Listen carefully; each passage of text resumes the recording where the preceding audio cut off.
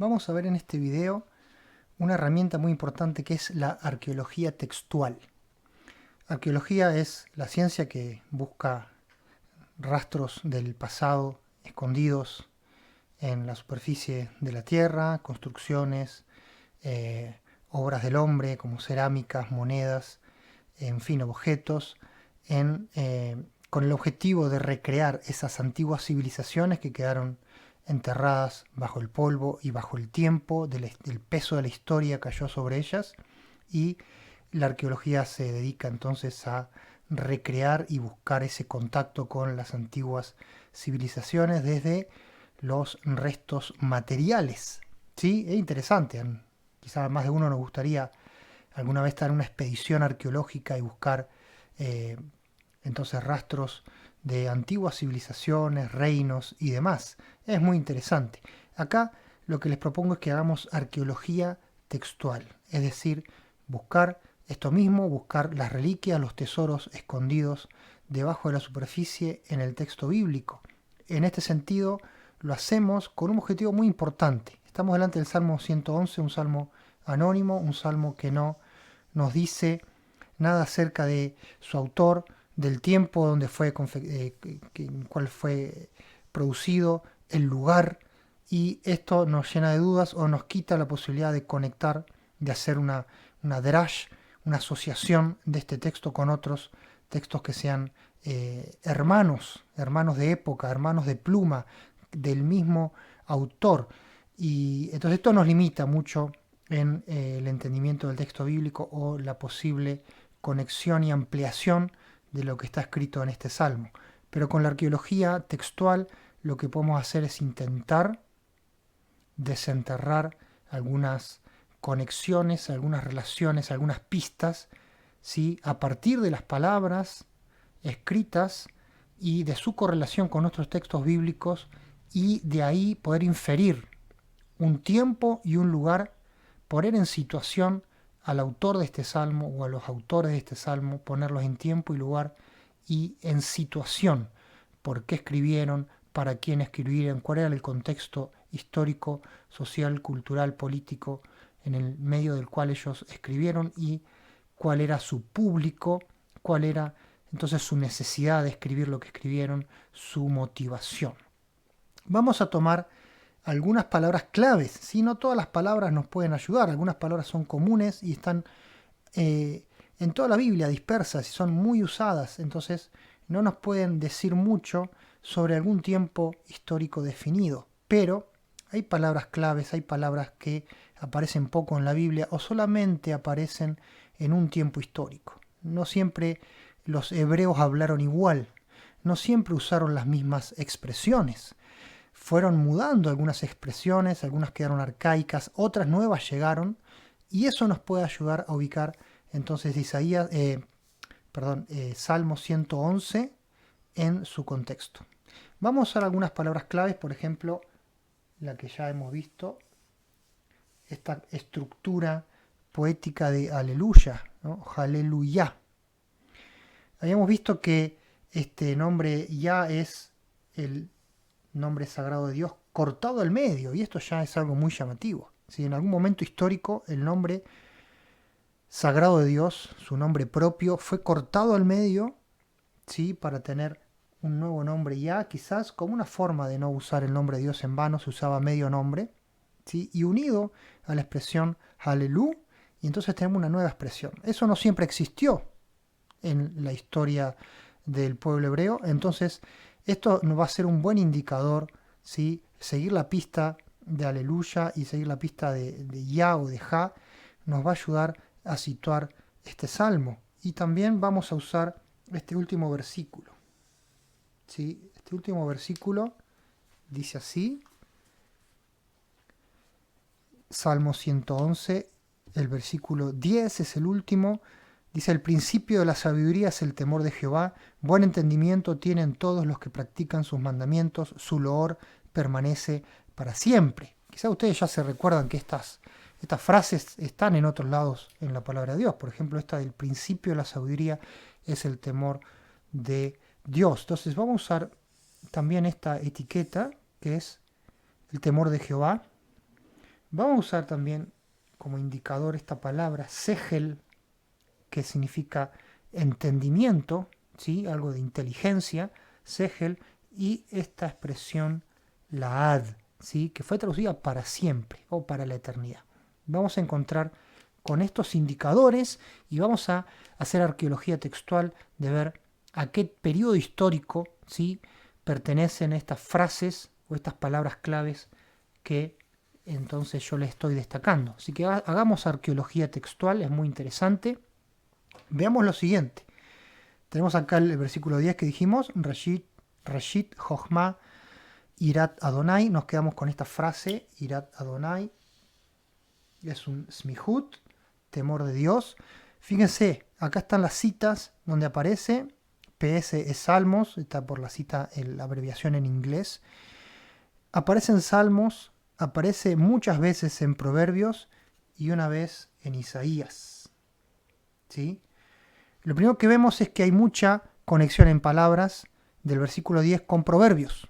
O sea, palabras de este salmo aparecen en otros salmos y aparecen en Proverbios. Entonces hay como un link entre algunos salmos y Proverbios. Y acá aparece una cita de Isaías también interesante. ¿Sí? Entonces, el temor de Jehová, ¿sí? Con estas dos palabras, así como está acá, Irat Adonai o temor de Jehová, aparece en salmos, 3 salmos, uno es en nuestro Salmo 111, y en muchos proverbios, y solamente en Isaías, con lo cual acá ya tenemos el primer indicio. ¿Por qué? Porque al aparecer en Isaías uno está más capacitado para anclar el texto en un contexto histórico, porque Isaías nos da pistas en algunos capítulos de tiempos históricos, nos da fechas inclusive sobre reyes, sobre eventos.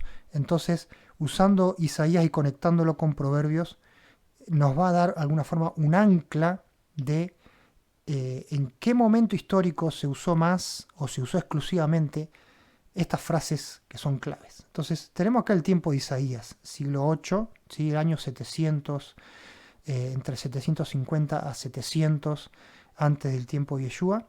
Podemos entonces pensar en Judá, en Jerusalén, el reino del sur, ¿sí? Acá ya tenemos una primera pista. Seguimos. La palabra segel, entendimiento. Segel, fíjense, aparece en nuestro salmo en 3 proverbios de nuevo. Aparece 3 veces en proverbios y aparece en crónicas. Sabemos que el libro de crónicas son escrituras tardías, ¿sí? Después del exilio. Entonces, todo esto es muy posterior, siglo V, siglo IV. Entonces, sabemos que esto vino después, crónicas, lo dejamos de lado y volvemos a tener una conexión de algunos proverbios y de salmos para el concepto de segel. No es una palabra muy usada en la Biblia. Finalmente, la última frase del salmo, su alabanza permanece para siempre. Y tenemos acá la frase para siempre, la ad, ¿sí? Que es una preposición, la lamed, es una preposición que ya la hemos visto, y ad, que indica algo de siempre o eternidad. Fíjense dónde aparece, de nuevo, Crónicas, que es posterior, Job, que también podemos decir que es posterior o del tiempo babilónico y demás, lo dejamos de lado. Acá nos aparecen los salmos, muchos salmos. De nuevo aparece Proverbios y acá aparece Isaías. De nuevo Isaías aparece y 2 contemporáneos del tiempo de Isaías, que es Amós y Miqueas. Entonces, de nuevo, estamos en un tiempo que se conecta con Isaías, al menos con estas palabras. Seguimos adelante y vemos, fíjense lo que dice acá. Proverbios 25.1. Hemos hablado la conexión con Proverbios. Proverbios 25.1 dice así: también estos son proverbios de Salomón, los cuales copiaron los varones de Ezequías, rey de Judá. Entonces acá tenemos un dato clave que está en la Biblia, que es el rey Ezequías contemporáneo de Isaías, ¿sí? Los grandes hitos en la historia de Ezequías están relacionados con el profeta Isaías, ¿sí? Son contemporáneos. Gran parte de Isaías nos habla de estos episodios de Ezequías, el rey justo, el rey temeroso de Dios, y el profeta Isaías, y cómo entre los dos salvan a Jerusalén y a Judá del ataque de los asirios, del ataque de Nínive. ¿Sí? Eso está en Segunda de Reyes y en Segunda de Crónicas, lo pueden encontrar. Dice que los varones de Ezequías, ¿sí? Los varones, posiblemente escribas de Ezequías, quizás un cuerpo colegiado creado por Ezequías. Ezequías es un gran reformador de su tiempo, restablece el culto en el templo, una forma histórica, la celebración de las fiestas bíblicas, los sacerdotes, los levitas, los cantores, y parte de esa renovación incluye a estos varones, que podríamos llamarlos escribas o literatos, que trabajan en los proverbios. ¿Sí? Tal vez sí que el 25.1 dice que hay una nueva sección que es del capítulo 25 de Proverbios en adelante, que es una compilación posterior hecha ¿por quién? Por los varones de Ezequías. Entonces, los varones de Ezequías trabajaron sobre Proverbios. Posiblemente le dieron la redacción final al libro de Proverbios como lo conocemos hoy. ¿Sí? Sabemos que los libros pasan por distintas ediciones. La Biblia que cada uno de nosotros tiene en la mano pasó por ediciones, por revisiones, ¿sí? Se agregan cosas, se mejoran, se corrigen, se le agregan comentarios, en fin. Acá tenemos entonces una evidencia clara que en el tiempo de Isaías, en el tiempo de Ezequías, los varones de Ezequías entonces hicieron una obra literaria en Proverbios. La pregunta es, ¿será que también hicieron esa obra sobre los Salmos? ¿Sí? Y posiblemente sea este el caso. Entonces acá tenemos una fuerte pista que vamos a seguir investigando, la relación del Salmo 111 con este tiempo histórico. Vamos al concepto de aleluya.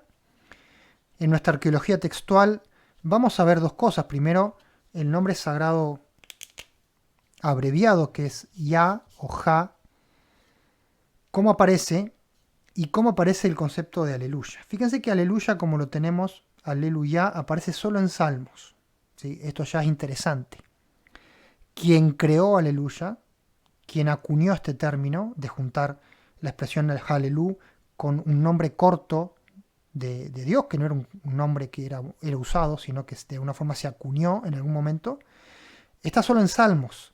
Y si ustedes ven, a partir del Salmo 104 en adelante, esto es muy sugestivo.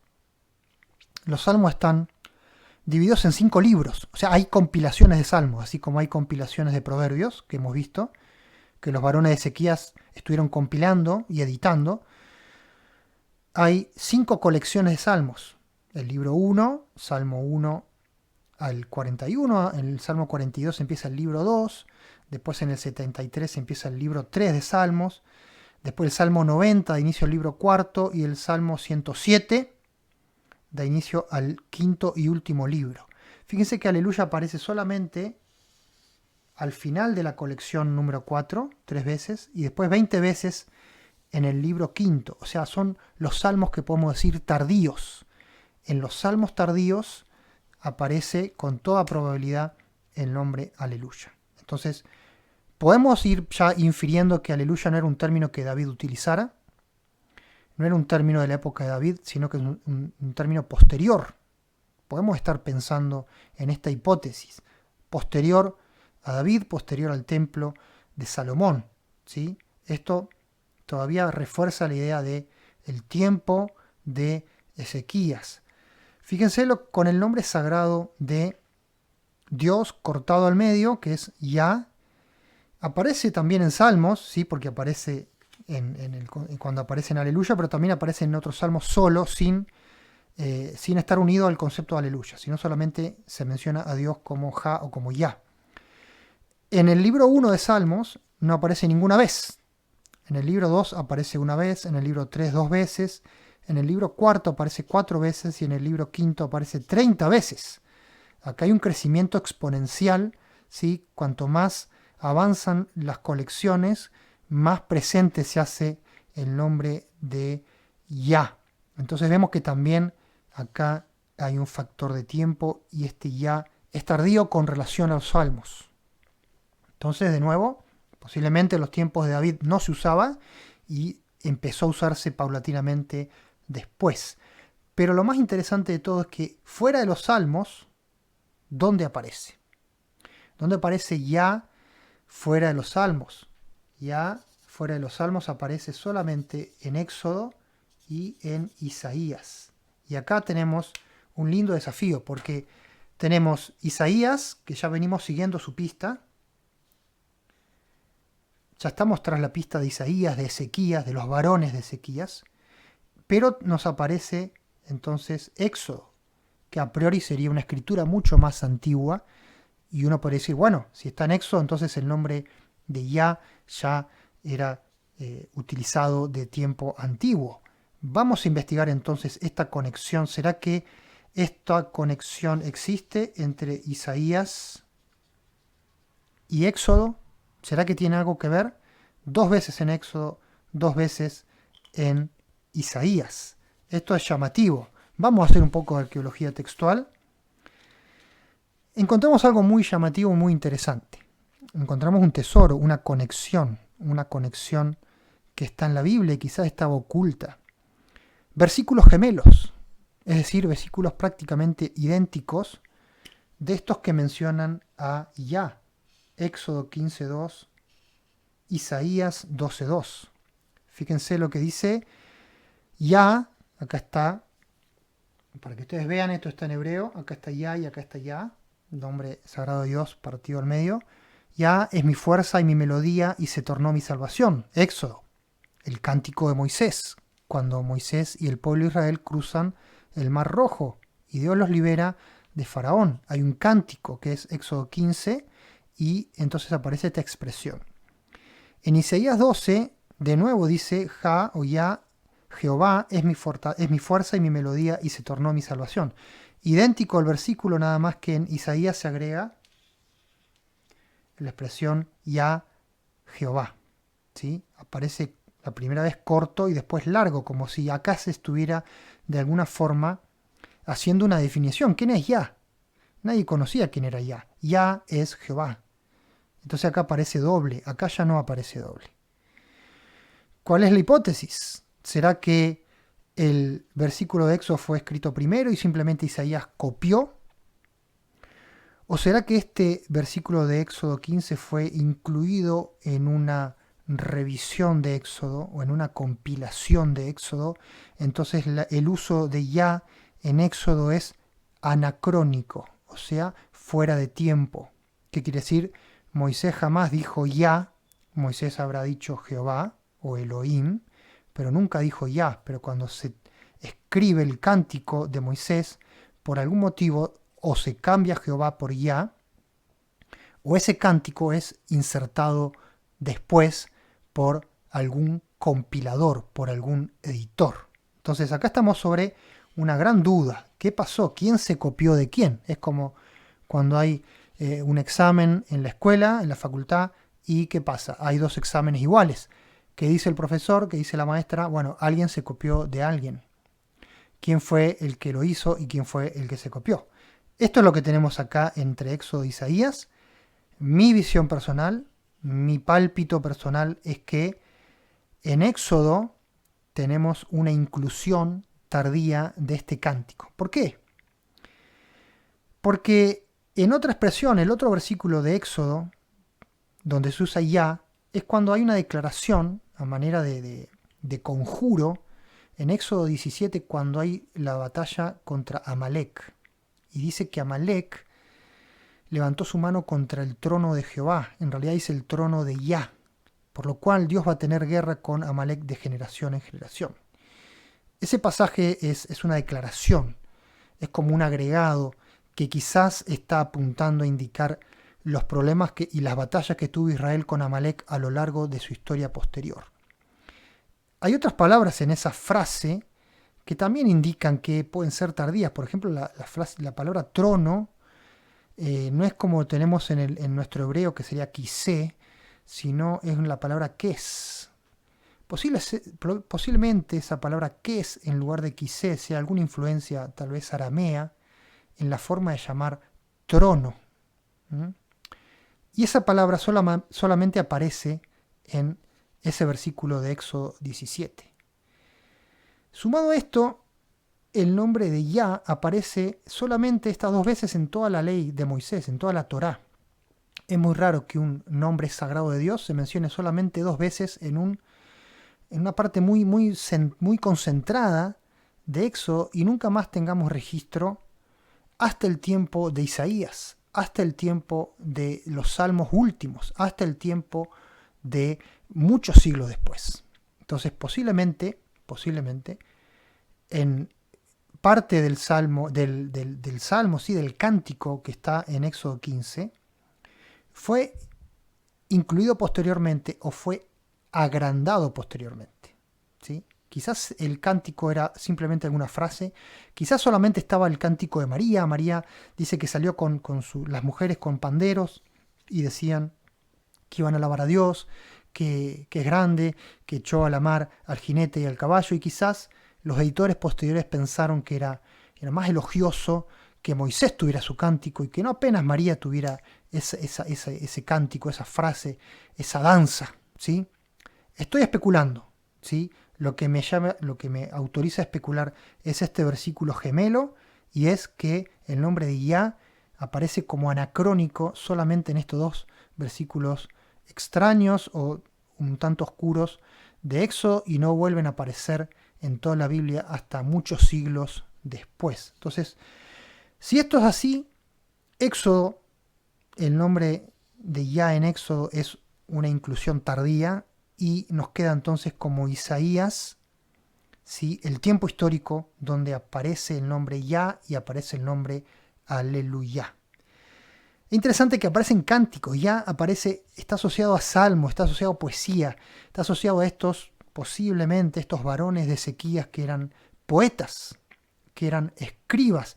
Éxodo 15 es poesía, Éxodo 17, que es la otra aparición del nombre de Yah, es como un conjuro, ¿sí?, una declaración, hay como algo de poesía. Isaías 12 es un cántico. Isaías 12, que es donde aparece Yah también, es el cántico que es muy interesante porque es el cántico que encierra el libro de Manuel. El libro de Manuel es una porción dentro de Isaías 6 a Isaías 12, 6 capítulos, del 6 al 12, donde tenemos la revelación de Emanuel, la promesa del niño rey, ¿sí?, la promesa mesiánica de un niño que saldría de David, sería hijo de David, sería un rey de Judá, que sería un rey justo, un rey salvador. Y esto se conecta mucho con Ezequías, el rey justo. La segunda cita donde aparece Yah es Isaías 38. Isaías 38 es otro salmo que está en el libro de Isaías. Es el salmo de Ezequías. Fíjense cómo todo cierra. Ezequías tiene un salmo, o los varones de Ezequías hacen un salmo en honor a él, puede ser también, que es el salmo cuando Ezequías convalece de su enfermedad. Ezequías está a punto de morir, va Isaías y le dice: prepara tu casa, busca un sucesor, te vas a morir. Vemos a Ezequías que llora contra la pared, en su lecho, en su pieza, y entonces Isaías, por palabra de Dios, le profetiza sanidad. Hay una señal, que es la señal del reloj de Acaz, que vuelve su sombra, y entonces Ezequías se recupera y tiene 15 años más de vida. En ese contexto aparece este salmo, y en este salmo aparece la cita de Yah, Entonces, con todo esto podemos decir que estamos en presencia de un salmo que probablemente sea del tiempo de Ezequías, un salmo que probablemente fue escrito por estos varones de Ezequías, ¿sí?, por personas que vivieron en su generación, en su tiempo, y entonces estamos delante de un salmo del tiempo de Isaías y Ezequías. Así que ahora con esto podemos ir a leer las escrituras, a buscar la historia del rey Ezequías, los tiempos difíciles y las grandes cosas que hizo ese rey, su relación con el modelo mesiánico, o en qué medida Ezequías es tipo del Mesías, ¿sí?, y cómo esto puede ayudarnos a nosotros a profundizar en el Salmo 111. Así que fíjense cómo la arqueología textual, las palabras claves buscadas a lo largo de los textos sagrados, nos permitió acotar en tiempo y espacio. Tiempo, el tiempo del rey Ezequías, siglo 8 a siglo 7. El tiempo de Isaías, del Isaías histórico. Lugar, Jerusalén. Lugar, el reino de Judá en el sur. ¿Qué pasaba en el norte? En el norte se estaba cayendo a pedazos Samaria, estaba yendo en cautividad Samaria, y en el sur corrían el mismo riesgo. En este contexto aparece la profecía de Isaías, aparece el rey justo que es Ezequías, que hace muchas obras espirituales y materiales para que Jerusalén se salve por mano de Dios de la invasión asiria. Así que vamos a seguir adelante investigando el texto bíblico, habiendo incorporado este contexto que va a ser fundamental para enriquecernos en nuestro estudio. Sigamos.